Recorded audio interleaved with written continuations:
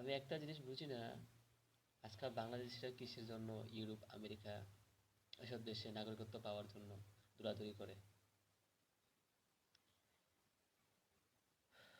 একটু চিন্তা করা উচিত। এখন হচ্ছে হলো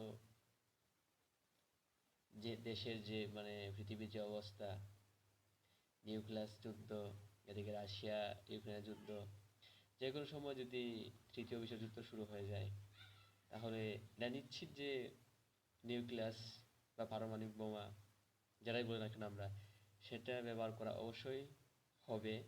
এটার কোনো মিস নাই। সুতরাং যারা এরকম বড় বড় দেশগুলোতে, ইউরোপ, আমেরিকা, রাশিয়া এরকম দেশগুলোতে যাওয়ার জন্য খুব উতলা, বা সে দেশের নাগরিকত্ব পাওয়ার জন্য খুব আগ্রহী, তাদের অবস্থায় কি হইব যদি যুদ্ধ শুরু হয়ে যায়। এটা নিশ্চিত, যদি আমেরিকা রাশিয়ার উপর কোনো নিউক্লিয়াস বোম প্রয়োগ করা হয় তাহলে রাশিয়াও করবে, এটা স্বাভাবিক। আর রাশিয়া যদি আমেরিকার উপর করে তাহলে আমেরিকাও করবে রাশিয়ার উপরে, স্বাভাবিক। এভাবে তো তুমি যতই সিকিউরিটি বা নিরাপদ মনে করুক না কেন, এই শক্তিশালী দেশগুলো তারা যুদ্ধে জড়ালে ক্ষয়ক্ষতি হবে, এবং কি সেখানে থাকা সকল মানুষ মারাও যাবে।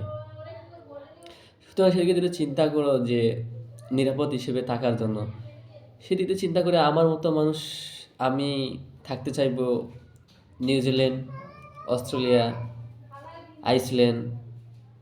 সম্ভবত 2024 সালের জরিপে এই কয়েকটা দেশগুলা যদি যুদ্ধ হয় তাহলে আপাতত এই যুদ্ধ থেকে একটু নিরাপদে থাকবে।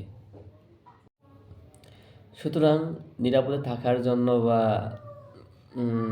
সিকিউরিটির জন্য আমাকে অন্য কোনো দেশের নাগরিকত্ব লাভ করার জন্য যদি আমাকে যেতেই হয় বা থাকতে হয়, তাহলে আমি চয়েস করব আইসল্যান্ড আর নিউজিল্যান্ড, দুইটা, যে কোনো একটাতে।